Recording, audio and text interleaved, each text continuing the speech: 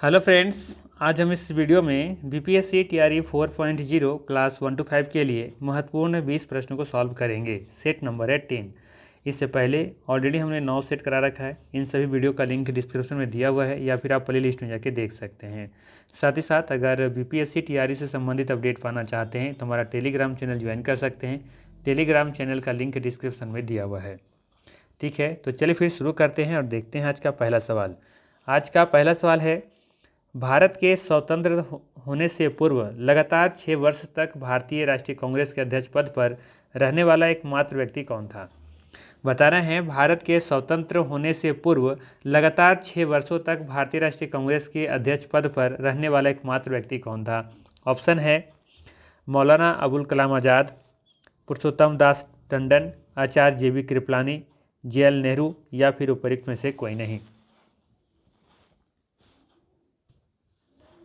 याद रखना है, भारत के स्वतंत्र होने से पूर्व लगातार 6 वर्षों तक भारतीय राष्ट्रीय कांग्रेस के अध्यक्ष पद पर रहने वाला एकमात्र व्यक्ति मौलाना अबुल कलाम आज़ाद थे। सही आंसर होगा यहाँ पे ए ऑप्शन। ये भी याद रखिएगा, वर्ष 1940 से लेकर के 1945 तक अबुल कलाम आज़ाद कांग्रेस के अध्यक्ष बने रहे। ठीक है, अबुल कलाम आज़ाद भारतीय राष्ट्रीय कांग्रेस के सबसे युवा अध्यक्ष बने थे। ठीक है, और आप लोग को पता होगा कि भारतीय राष्ट्रीय कांग्रेस की स्थापना ए ओ ह्यूम के द्वारा की गई थी। ठीक, चलिए कब की गई थी? 1885 ईस्वी में। अगला सवाल है, समन्वयी धर्म दीन ए इलाही, शाब्दिक अर्थ इसका होता है ईश्वर का धर्म, की स्थापना किसके द्वारा की गई थी? जहांगीर, बाबर, अकबर, एक से अधिक होगा या फिर उपरोक्त में से कोई नहीं। तो याद रखना है, समन्वयी धर्म दीन ए इलाही, जिसका शाब्दिक अर्थ होता है ईश्वर का धर्म, का स्थापना अकबर के द्वारा की गई थी। दीन ए इलाही धर्म 1582 ईस्वी में प्रारंभ किया गया था, जिसमें सभी धर्मों का मूल विचार सम्मिलित था। सी ऑप्शन यहाँ पे सही है, ध्यान रखिएगा।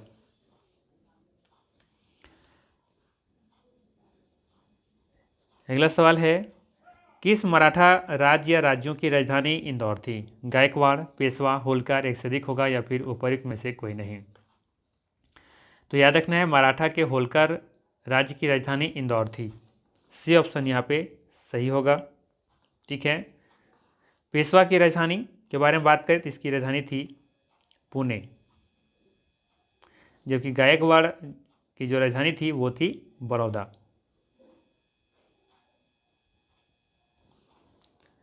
सिंधिया का पूछा जाए तो सिंधिया का ध्यान रखिएगा, इसका राजधानी था ग्वालियर। अगला सवाल है, कौटिल्य के अनुसार राज्य के कितने तत्व होते हैं? 4, 5, 7, 10 या उपरोक्त में से कोई नहीं। तो याद रखनी है, कौटिल्य के अनुसार राज्य के 7 तत्व होते हैं। ये भी याद रखना है, कौटिल्य द्वारा बताए गए राज्य के आवश्यक 7 तत्वों का सप्तांग सिद्धांत के नाम से जाना जाता है। ये 7 तत्व कौन से थे? तो ये था पहला स्वामी, अमात्य, जनपद, कोष, दुर्ग, दंड और मित्र। इन सातों का नाम याद रख सकते हैं। फिर से सुनिएगा, स्वामी, अमात्य, जनपद, कोष, दुर्ग, दंड और मित्र, ये 7 देखेंगे कि सप्तांग सिद्धांत के 7 तत्व थे। ठीक है, ये भी याद रखिएगा, कौटिल्य के द्वारा लिखित पुस्तक अर्थशास्त्र का अंग्रेजी में अनुवाद श्याम प्रसाद शास्त्री के द्वारा 1909 में किया गया था। ये भी सवाल पूछा गया है। ठीक है, चलिए अगला सवाल लेते हैं। इसका सही आंसर क्या होगा यहाँ पे? 7। अगला सवाल है, पंपास, स्टेपिस, सवाना और प्रेयरी सभी प्रसिद्ध खाली स्थान के नाम हैं। घास के मैदान, चक्रवात, अमेरिका में स्थित झील, एक से अधिक होगा या फिर उपरोक्त में से कोई नहीं। तो याद रखना है, ये सभी घास के मैदान के नाम हैं। ये ऑप्शन यहाँ पे बिल्कुल ही सही होगा। ठीक है, ध्यान रख सकते हैं यहाँ पे, पंपास है ना, ये शीतोष्ण कटिबंधीय घास के मैदान हैं जो कि अर्जेंटीना में देखने को मिलता है। ठीक है, अर्जेंटीना। वहीं बात करें स्टेपिस के बारे में तो ये भी शीतोष्ण कटिबंधीय घास के मैदान हैं जो कि यूरोप और यूरेशिया में देखने को मिलता है। ठीक है, वहीं बात करें सवाना के बारे में तो सवाना ये देखेंगे आप, ये उष्ण कटिबंधीय घास के मैदान हैं जो कि अफ्रीका के साथ साथ केनिया, तंजानिया आदि देशों में देखने को मिलता है। वहीं बात करें प्रेयरी के बारे में तो ये प्रेयरी शीतोष्ण कटिबंधीय घास के मैदान हैं जो कि अमेरिका और कनाडा में देखने को मिलता है, अमेरिका और कनाडा। ठीक है, तो इन सभी चीज़ों को ध्यान रखिएगा। चलिए अगला सवाल लेते हैं। अगला सवाल है रायसीना हिल कहाँ स्थित है। सवाल है रायसीना हिल कहाँ स्थित है। दिए गए ऑप्शन में बताना है कौन सा होगा, तो ध्यान रखिएगा यहाँ पर दिए गए ऑप्शन में सही आंसर है सी ऑप्शन। यह राष्ट्रपति भवन वाले स्थान पर ये स्थित है। ठीक है, रायसीना हिल राष्ट्रपति भवन वाले स्थान पर स्थित है। रायसीना हिल पर मुख्य दिल्ली क्षेत्र अवस्थित है। राष्ट्रपति भवन के पास संसद भवन, इंडिया गेट, विजय चौक, राजपथ आदि महत्वपूर्ण इमारत देखने को मिलेगा आपको। 23 जनवरी 1931 को पहली बार वायसराय लॉर्ड इरविन यहाँ रहने आए थे, ये भी आपको याद रखनी है। ठीक है, चलिए अगला सवाल लेते हैं। यहाँ पे सवाल भी एग्जाम में आता है। ठीक है, जो राष्ट्रपति भवन है उसके मुख्य वास्तुकार कौन थे, तो याद होगा एडविन लुटियंस।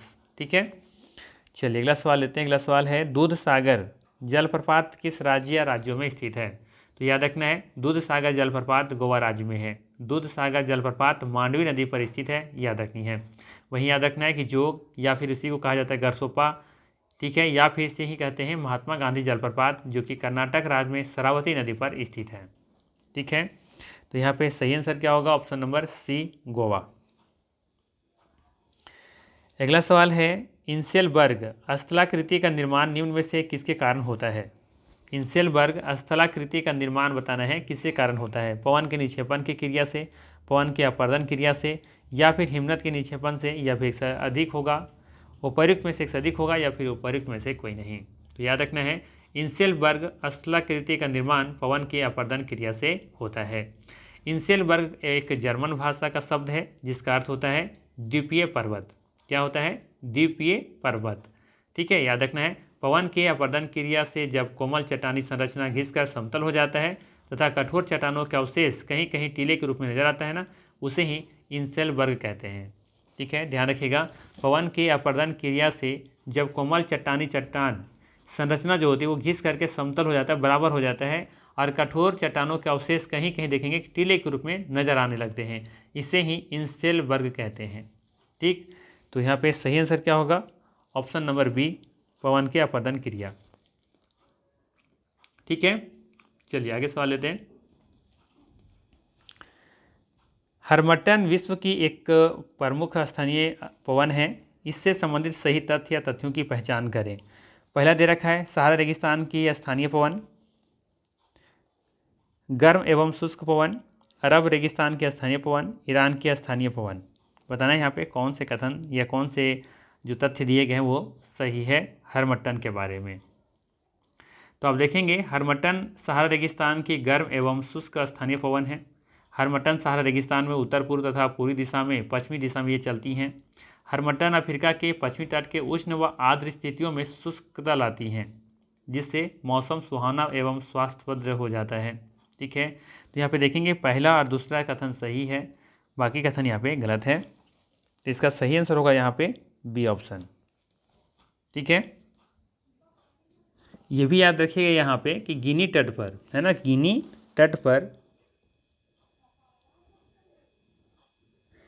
तट पर वैसे ये गिनी ऐसे लिखा जाता है,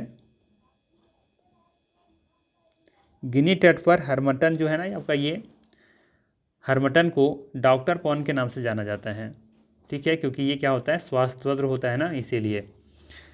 चलिए अगला सवाल लेते हैं। अगला सवाल है अंतर्राष्ट्रीय न्यायालय के न्यायाधीशों का निर्वाचन कौन करता है। महासभा तथा सुरक्षा परिषद संयुक्त रूप से, या फिर महासभा तथा सुरक्षा परिषद अलग अलग, एक से अधिक होगा, या फिर उपर्युक्त में से कोई नहीं। तो याद रखना है अंतर्राष्ट्रीय न्यायालय के न्यायाधीशों का निर्वाचन महासभा तथा सुरक्षा परिषद संयुक्त रूप से करता है, अर्थात बी ऑप्शन यहाँ पे सही है, ध्यान रखनी है। अंतर्राष्ट्रीय न्यायालय की स्थापना अंतर्राष्ट्रीय समस्याओं के समाधान के लिए किया गया था। ठीक है, और ये भी याद रखिएगा यहाँ पे ध्यान रखना क्या है, इसमें ऐसे विषय को उठाए जाते हैं जिसका संबंध अंतर्राष्ट्रीय से रखता हो। ठीक है, जिसका संबंध क्या किससे हो, अंतर्राष्ट्रीय से हो। ठीक है, वही मुद्दे यहाँ पे उठाए जाते हैं। अंतर्राष्ट्रीय अपराध न्यायालय फौजदारी मामलों पर निर्णय लेता है, और अंतर्राष्ट्रीय न्यायालय का मुख्यालय आप लोग को पता होगा हेग में है, जो कि नीदरलैंड में स्थित है। ठीक है, चलिए अगला सवाल लेते हैं। निम्नलिखित में से कौन सा कथन सही है? पहला दे रखा है राजनीतिक सिद्धांत हमारे राजनीतिक जीवन को अनुशासित करता है। स्वतंत्रता, समानता तथा न्याय राजनीतिक सिद्धांत की अवधारणाएं हैं। राजनीतिक सिद्धांत व्यक्ति को यह प्रशिक्षण देता है कि वह राजनीतिक प्रश्नों के संबंध में तर्कसंगत ढंग से विचार कर सामाजिक एवं राजनीतिक घटनाओं का विश्लेषण करे। एक से अधिक सही है या फिर उपरोक्त में से कोई नहीं। तो यहाँ पे देखेंगे पहला कथन जो दे रखा है बिल्कुल सही है। राजनीतिक सिद्धांत हमारे राजनीतिक जीवन को अनुशासित करते हैं, बिल्कुल सही है। बी कथन में सही दिख रहा है, स्वतंत्रता, समानता तथा न्याय राजनीतिक सिद्धांत की अवधारणाएं हैं। सी भी कथन भी सही दिख रहा है कि राजनीतिक सिद्धांत व्यक्ति को यह प्रशिक्षण देता है कि वह राजनीतिक प्रश्नों के संबंध में तर्क संगत ढंग से विचार कर सामाजिक एवं राजनीतिक घटनाओं को विश्लेषण करे। सही आंसर होगा यहाँ पे डी ऑप्शन। उपर्युक्त में से एक से अधिक कथन यहाँ पे सही है। ठीक है, सभी कथन सही है, ध्यान रखना है। अगला सवाल है कि भारतीय संविधान के किस संशोधन के तहत उच्च न्यायालय के न्यायाधीशों की सेवानिवृत्ति की आयु 60 से 62 वर्ष की गई थी? अच्छा सवाल है, बताना है कि भारतीय संविधान के किस संशोधन के तहत उच्च न्यायालय के न्यायाधीशों की सेवानिवृत्ति की आयु 60 से 62 वर्ष की गई थी। तो याद रखना है भारतीय संविधान के 15वें संशोधन के तहत उच्च न्यायालय के न्यायाधीशों की सेवानिवृत्ति की आयु 60 से 62 वर्ष की गई थी। सी ऑप्शन यहाँ पे सही है। ठीक है, ये भी याद रखना है कि 10वें संविधान संशोधन 1961 के द्वारा दादर एवं नगर हवेली को केंद्र शासित प्रदेश का दर्जा दिया गया था। ठीक है, वही बात करें 12वें संशोधन के बारे में। ठीक है, 10वां तो समझ में आ गया कि 10वां संशोधन क्या था। याद रखना है 10वें संविधान संशोधन 1961 के द्वारा दादर एवं नगर हवेली को केंद्र शासित प्रदेश का दर्जा दिया गया था, जबकि 12वें संविधान संशोधन 1962 के द्वारा प्रथम अनुसूची में संशोधन कर गोवा, दमन एवं दीव को भारत में केंद्र शासित प्रदेश के रूप में शामिल कर लिया गया था। ठीक है, चलिए अगला सवाल लेते हैं। अगला सवाल है, लोकसभा के सदस्यों का निर्वाचन निम्न में से किस प्रणाली के तहत किया जाता है? अनुपातिक प्रतिनिधित्व प्रणाली, या फिर प्रादेशिक प्रतिनिधित्व प्रणाली, या फिर फर्स्ट पास्ट द पोस्ट प्रणाली? एक से अधिक होगा या फिर उपर्युक्त में से कोई नहीं। तो याद रखना है लोकसभा के सदस्यों का निर्वाचन होता है। लोकसभा के सदस्यों का क्या होता है? निर्वाचन होता है प्रादेशिक प्रतिनिधित्व प्रणाली और first past the post system के द्वारा किया जाता है। अर्थात यहाँ पे सही आंसर क्या होगा? डी ऑप्शन होगा, ध्यान रखिएगा। अगला सवाल है, भारत का संविधान देश को इस रूप में वर्णित करता है? राज्यों का संघ, महासंघ, एकात्मक राज्य? एक से अधिक होगा या फिर उपर्युक्त में से कोई नहीं। आसान सा सवाल है, सही आंसर होगा राज्यों का संघ। भारत का संविधान देश को राज्यों का संघ के रूप में वर्णित करता है। भारत के संविधान का भाग 1 के अनुच्छेद 1 में देश को राज्यों का संघ कहा गया है, आपको याद रखनी है। ये भी याद रखिएगा, भारत राज्यों का संघ है का अर्थ है कि किसी राज्य को भारत से अलग होने का अधिकार नहीं है। ठीक है, ध्यान रखिएगा, भारत राज्यों का संघ है, इसका अर्थ ये है कि किसी राज्य को भारत से अलग होने का अधिकार नहीं है, क्योंकि राज्यों ने केंद्र को नहीं बनाया, बल्कि केंद्र ने राज्यों को बनाया है। ठीक है, भारत का संविधान संघात्मक है या एकात्मक है, यह विवादित प्रश्न है, ये भी आपको ध्यान रखनी है। भारत का संविधान संघात्मक है या एकात्मक है, ये प्रश्न क्या है? विवादित है यहाँ पे, क्योंकि यहाँ पे संविधान में कहीं भी क्लियरेंस इसके बारे में नहीं लिखी गई है। ठीक है, तो इसका फिलहाल सही आंसर क्या है? यहाँ पे ये ऑप्शन है। अगला सवाल लेते हैं। सवाल है, आर्थिक दृष्टि से एक पिछड़े देश की विशेषता नहीं है? आर्थिक दृष्टि से एक पिछड़े देश की विशेषता नहीं है। प्रति व्यक्ति निम्न आय, प्राथमिक क्षेत्र में निम्न श्रम अनुपात, उच्च निरक्षरता, या फिर एक से अधिक होगा या फिर उपर्युक्त में से कोई नहीं। सही आंसर होगा यहाँ पे बी ऑप्शन, प्राथमिक क्षेत्र में निम्न श्रम अनुपात। ये आर्थिक दृष्टि से एक पिछड़े देश की विशेषता नहीं है। अगला सवाल है, व्यावसायिक बैंक का कार्य क्या है? व्यावसायिक बैंक का कार्य क्या है? ऑप्शन है साख नियंत्रण करना, ग्राहकों की जमा स्वीकार करने के साथ साथ ऋण देना, अंतिम ऋणदाता का कार्य करना। सही आंसर होगा यहाँ पे बी ऑप्शन, ग्राहकों की जमा स्वीकार करने के साथ साथ ऋण देना व्यावसायिक बैंक का ये कार्य होता है। अंतिम ऋणदाता के रूप में आरबीआई के रूप में जाना जाता है। आरबीआई जो होता है ना, ये अंतिम ऋणदाता माना जाता है व्यावसायिक बैंकों के लिए। तो यहाँ पे बी ऑप्शन सही होगा। थोक मूल्य सूचकांक WPI का आधार वर्ष क्या है? 2004 से 5, 2011 से 12, या फिर 12 से 13, या फिर 13 से 14। तो याद रखना है, थोक मूल्य सूचकांक होलसेल प्राइस इंडेक्स का आधार वर्ष 2011-12 है। बी ऑप्शन यहाँ पे सही होगा, ध्यान रखिएगा। थोक मूल्य सूचकांक के आधार पर मुद्रास्फीति को मापन की जाती है, याद रखनी है। अगला सवाल है, निम्नलिखित में कौन सा अभिलक्षण भारतीय अर्थव्यवस्था से संबंधित नहीं है? प्रति व्यक्ति आय में कमी, कृषि की प्रमुखता, भारी उद्योग तथा मजदूरी के माल में संतुलन। बताना है कौन सा अभिलक्षण भारतीय अर्थव्यवस्था से संबंधित नहीं है। प्रति व्यक्ति आय में कमी, कृषि की प्रमुखता, भारी उद्योग तथा मजदूरी के माल में संतुलन। एक से अधिक होगा या फिर उपयुक्त में से कोई नहीं। तो आप देखेंगे कि भारतीय अर्थव्यवस्था से संबंधित अभिलक्षण नहीं है कि भारी उद्योग तथा मजदूरी के माल में संतुलन हो। सी ऑप्शन यहाँ पे सही होगा,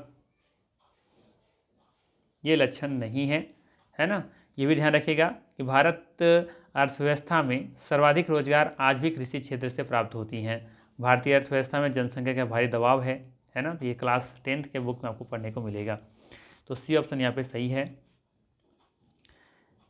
अगला सवाल है, अभी 19 जुलाई 2000 को बुधवार था। अभी नहीं होना चाहिए था, सवाल कुछ और है, फिर से सुनिएगा। यहाँ पे होना चाहिए था यदि 19 जुलाई 2000 को बुधवार था तो 15 जून 2012 का कौन सा दिन था? शुक्रवार, बुधवार, मंगलवार, शनिवार, उपयुक्त में से कोई नहीं। तो यहाँ पे देखेंगे आप कि 19 जुलाई 2000 का दिन क्या था? बुधवार था। तो हम लोग ऐसा करते हैं इसमें कि 19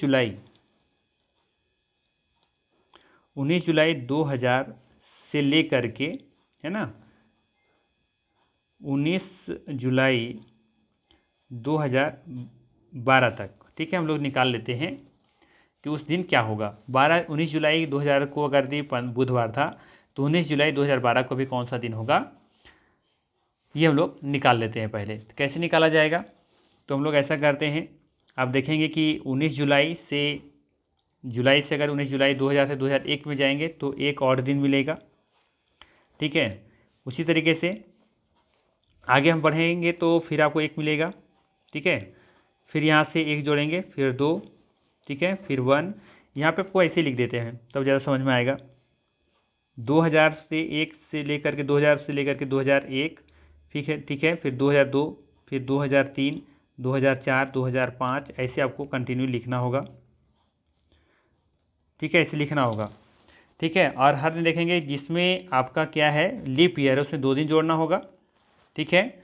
और जिसमें लीप ईयर ने उस दिन एक दिन उसमें ऐड करना है, ठीक है। तो यहाँ से हम निकाल लेंगे 19 जुलाई 2000 से लेकर के 19 जुलाई 2012 तक का कितना दिन हो रहा है, विषम दिनों की संख्या निकाल लेंगे हम लोग।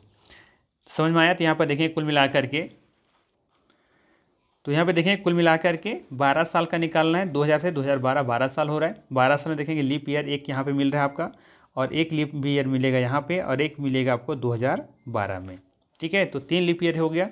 तो 3 लीप ईयर के लिए 2-2 दिन जोड़ेंगे, ठीक है। और बाकी दिन देखेंगे 8 दिन जो बच रहे हैं, है ना, कुल मिला करके 8 नहीं 9 दिन, तो 9 दिन एक एक दिन जोड़ेंगे हम, तो ऐड करेंगे तो हो जाएगा यहाँ पे 2 2 4 2 6 और 9 6 15 दिन। 7 से हम लोग डिवाइड करेंगे तो 7 दूनी 14, एक विषम दिन निकल रहा है। इसका मतलब है कि अगर विषम 0 होता, अगर मान लेते हैं डिवाइड पूरा पूरी कट जाता, तो 19 जुलाई 2012 को भी कौन सा दिन होता?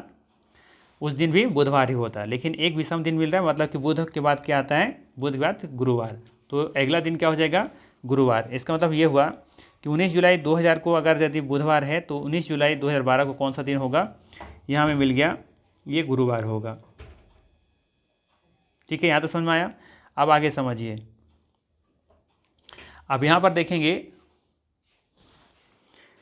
जून तक हमें चाहिए, और हम निकालें कब का, 19 जुलाई का। तो अब देखेंगे कि 19 जुलाई 2012, है ना, से लेकर के 15 जून 2012 के बीच में देखेंगे तो कितना दिन का अंतर हो रहा है, 34 दिन। आप अंतर निकाल लीजिएगा, ठीक है। 19 जुलाई और 12 जून, इसके बीच का अंतर निकालेंगे तो आपको कितना मिल जाएगा, 34 दिन का गैप मिलेगा। तो इसे 7 से डिवाइड करेंगे तो 7 चौक 28 बचा 6 दिन। तो 6 दिन हम पीछे जाएंगे, आगे जाएंगे, पीछे जाना है, क्योंकि देखिएगा कि हम जुलाई का निकालें जबकि हमको चाहिए क्या, जून का चाहिए, यानी कि हमको पीछे जाना होगा। कितना दिन, 6 दिन पीछे। ठीक है, तो 6 दिन पीछे जाएंगे तो गुरुवार से आप 6 दिन पीछे जाएंगे तो आपको मिल जाएगा शुक्रवार। अब निकाल लीजिएगा। ठीक है, गुरुवार से 6 दिन पीछे जाएंगे तो आपको मिलेगा शुक्रवार। इसका सही आंसर क्या होगा यहाँ पे, शुक्रवार। तो यहाँ पे मोटा मोटी आपको क्या करना था, देखिए 19 जुलाई 2000 से अगर 19 जुलाई 2001 में जाते हैं तो आपको एक दिन ऐड करनी है, एक दिन आगे बढ़ाना है। अगर बुधवार था तो अगला दिन क्या हो जाएगा, अगला साल 19 जुलाई को क्या हो जाएगा, शुक्र का, बुध का बृहस्पति हो जाएगा, यानी गुरुवार हो जाएगा। ठीक है, अगर लीप ईयर होता तो 2 दिन ऐड कर दें। ठीक है, तो हमें ऐसा देखें कि 3 दिन हमको लीप ईयर मिला तो 2 करके जोड़ दिए, और बाकी जो बचा आपका 9 दिन तो वो सिंगल डे जोड़ दिए।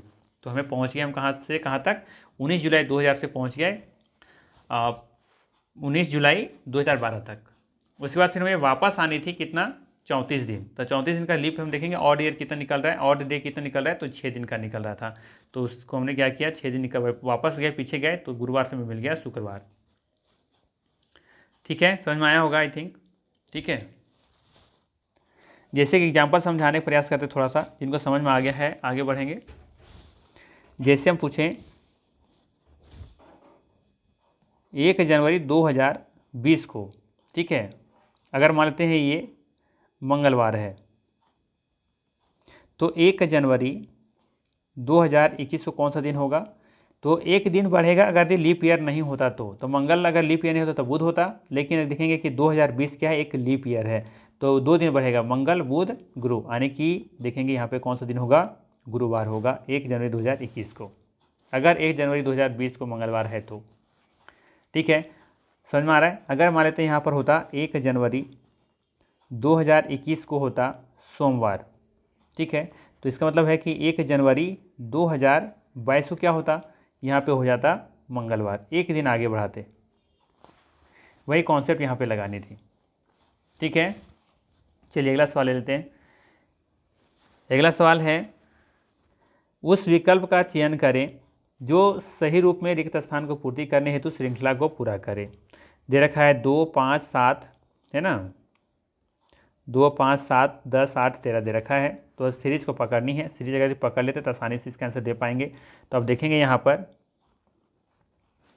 पर देखिएगा तो 2 में से 3 जोड़ेंगे तो 5 हो रहा है, 5 में भी 3 जोड़ेंगे तो फिर कितना हो रहा है 8, और 8 में से 3 जोड़ेंगे तो हो जाएगा 8, 3, 11। ठीक है, और यहाँ से देखेंगे 7, 3, 10, 3, 13, फिर आगे बढ़ेगा यहाँ पर 13, 3, 16, लेकिन पूछा जा रहा है ये सीरीज यहाँ पे बताना है। तो ये 2, 3, 5, 3, 8 और 3, 11, जिसका सही आंसर क्या है, 11 होगा। ठीक है, तो 11 ऑप्शन में नहीं है तो इसका सही आंसर क्या हो जाएगा, उपरयुक्त में से कोई नहीं। तो ये था महत्वपूर्ण 20 प्रश्न। अगर वीडियो अच्छा लगा हो तो लाइक ज़रूर कीजिएगा, चैनल पर नहीं है तो सब्सक्राइब कर लीजिएगा। बाकी मिलते हैं हम लोग फिर इसी तरह के नेक्स्ट वीडियो में। Thanks for watching.